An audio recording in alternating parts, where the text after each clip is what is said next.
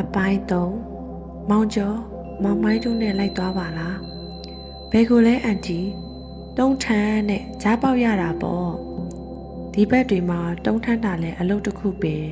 တချို့များဆိုတခြားအလုပ်ကိုတကူးတကရှာမနေတော့ပဲတုံးထန်းတီအလုပ်ကိုပဲဒီဇိုင်းမမတ်လောက်လာတတ်ကြသည်ဝင်ကောင်းရင်ကောင်းသလိုဝေမမြရတတ်သည်ယခုလဲကားတင်ကားချရှိကြောင်ကြား၍ဒေါခင်သက်ပြောခြင်းဖြစ်သည်ကျွန်တော်လိုက်သွားပါမယ်ဒါနဲ့ဘယ်နာလဲထိန်လင်းတို့မောင်မိုင်းတို့ကိုပါမှာပဲကိုသူတို့နဲ့လိုက်သွားပေါ့နေရာကတိတ်တော်မဝေးပါဘူးမောင်ကျော်ကြီးကိုပါခေါ်သွားပေါ့ဖះစင်မေကငုတ်တိုင်ငုတ်တွင်ချိတ်ထားသည့်နာရီကိုကြည့်လိုက်မိသည်9နာရီကျော်၍10နာရီပင်ထိုးရော့မည်အောင်လေးအိတ်သွားတာခေါ်တဲ့မခေါ်တဲ့မောင်ကျော်တို့ဝင်နေသည်ဒေါခင်သက်ရိတ်စားမိသွားသည်ဒီဘက်မှာကအချင်းအကားကိုကြည့်နေလို့မရဘူးမောင်ကျော်တရေနိုးလို့အလုတ်ပေါ်လဲလိုက်ရတာပဲတကောင်းရန်ကျော်လို့အလုတ်ပေါ်လဲလှုပ်ရတာပဲမနှက်ဖြန်တောထဲမှသွားเสียရှိတာမလို့တာအောင်လေးကိုနှုတ်ပြီးတော့ခေါ်သွားပေါ့ဒေါခင်သက်ပြောသည်ကလည်းတဘာဝကြပါသည်ငွေရချင်၍အလုတ်လာလုံးမှတော့ပေါ်လာသည့်အလုတ်တင့်သည့်အချိန်လှုပ်ရပေတော့မပေါ့တို့နှင့်အောင်လေးကိုနိုးရန်နောက်ဖေးတဲဘက်ကိုထွက်လာခဲ့သည်ညီ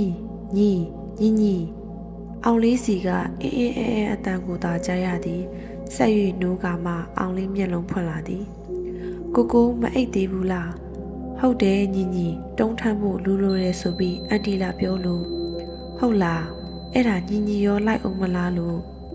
အကိုဖြစ်ပြီးလိုက်ကိုလိုက်ရမယ်ဟုမပြောချင်းထို့ကြောင့်စကားကိုလှအောင်ပြောရသည်တို့မှသာမလိုက်ချင်ဘူးဆိုလဲမလိုက်ချင်ဘူး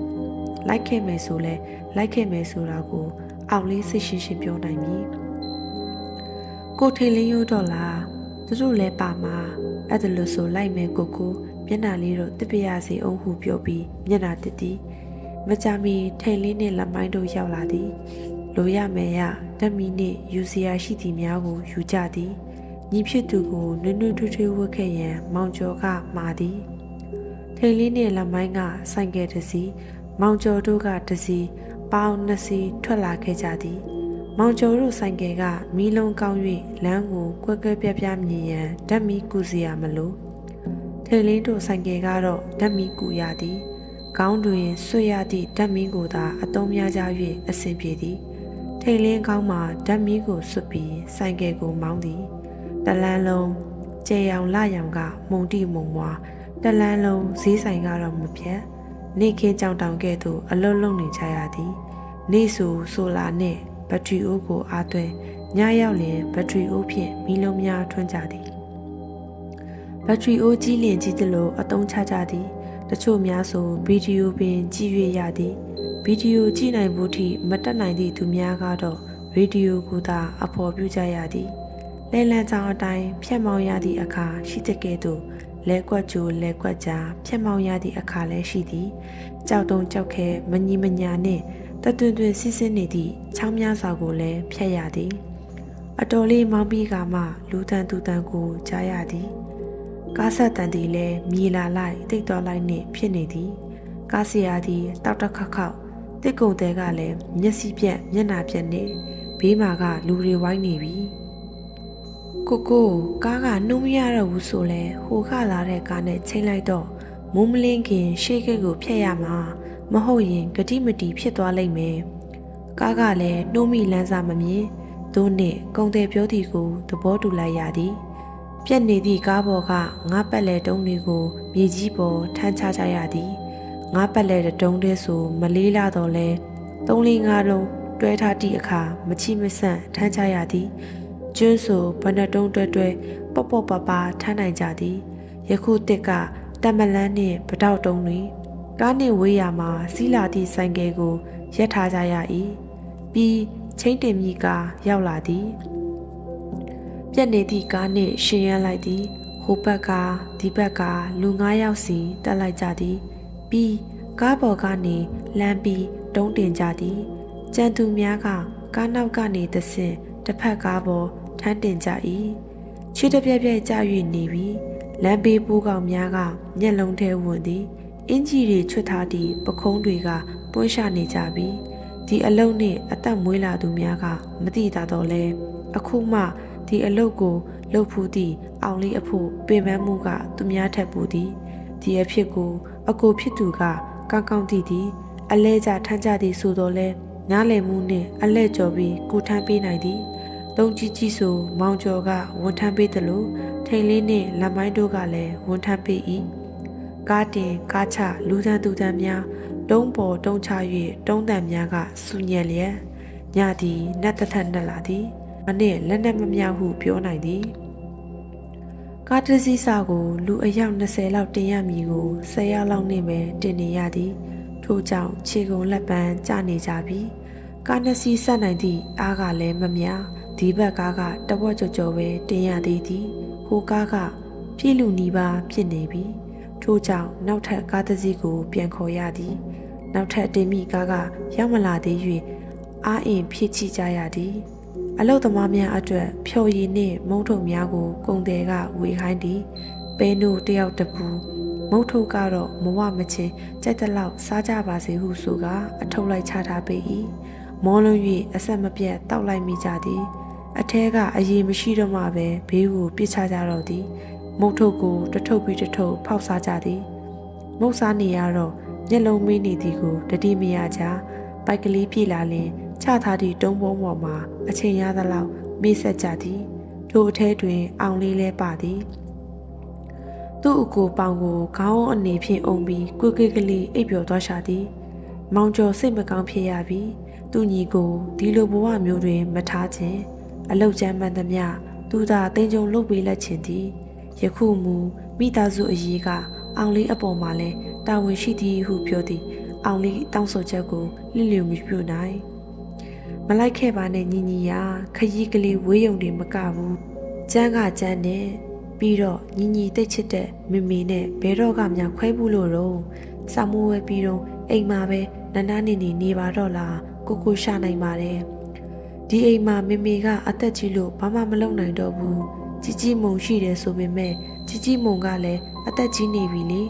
ကိုကိုကအကိုကြီးအဖရာဆိုညီညီကဒီအိမ်မှာအကိုကြီးပဲပေါ့ဒီတော့အကိုကြီးအဖရာဟာညီညီနဲ့လည်းဆိုင်ပါတယ်လေ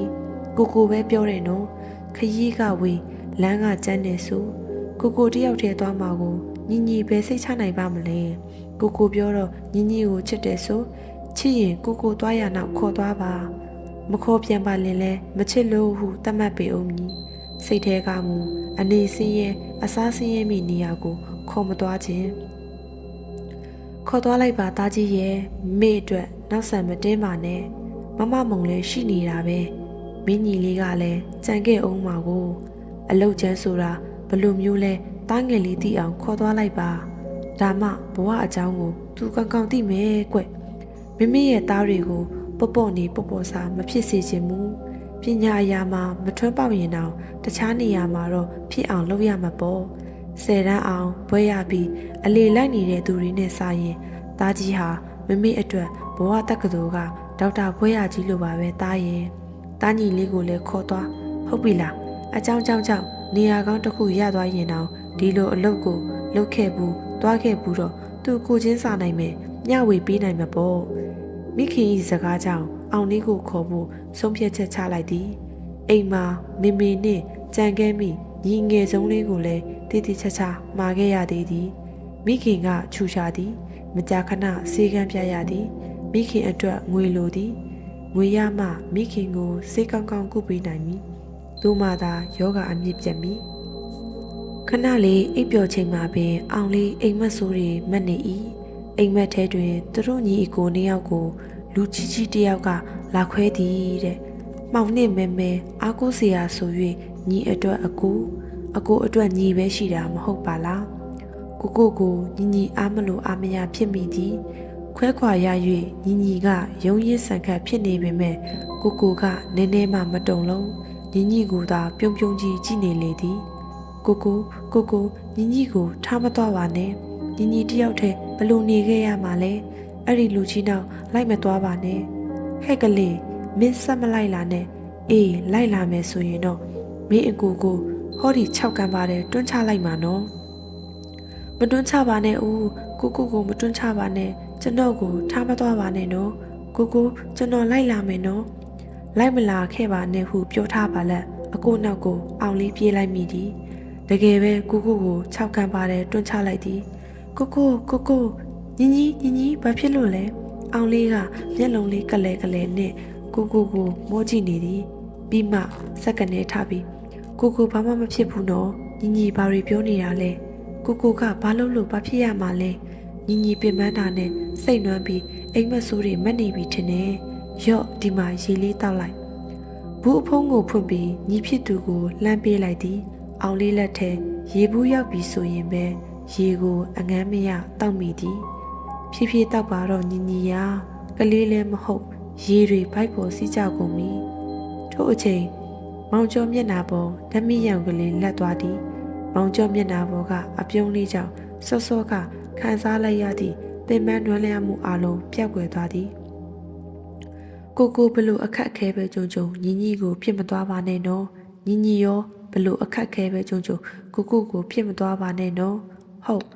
ယခုမှပဲအောင်လေးစိတ်အေးသွားသည်ဒီညီကိုဘာတွေဖြစ်နေတာလဲသူတို့အနာသို့လက်မိုင်းနဲ့ထိန်လင်းရောက်လာသည်လက်မိုင်းကမေးတော့ဘာမှမဖြစ်ပါဘူးညီအိမ်မက်ဆိုးတွေမလို့ပါဟုအောင်လေးကပြန်ဖြေသည်မကြမီကားလိုတစီရောက်လာသည်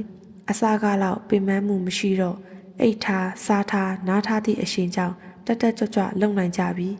စကားလေးပြောလိုက်ရည်စရာရှိရေးလိုက်ကြနှင့်ဝိုင်းတင်လိုက်ကြ၍မကြလောက်ပြက်နေသည့်ကားပေါ်ကတုံးတွေကုန်သွားသည်ပြီးအလုတ်သမားခရှင်းသည်